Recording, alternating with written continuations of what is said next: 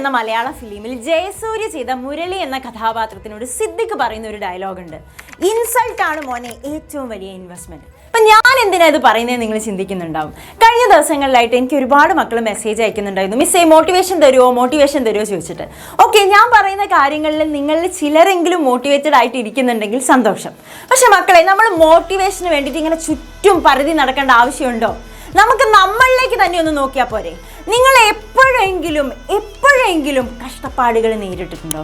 എപ്പോഴെങ്കിലും അപമാനിക്കപ്പെട്ടിട്ടുണ്ടോ? എപ്പോഴെങ്കിലും failure face ചെയ്തിട്ടുണ്ടോ? എപ്പോഴെങ്കിലും ഒറ്റപ്പെടലുകൾ അനുഭവിച്ചിട്ടുണ്ടോ? പൈസയ്ക്ക് വേണ്ടി കഷ്ടപ്പെട്ടിട്ടുണ്ടോ?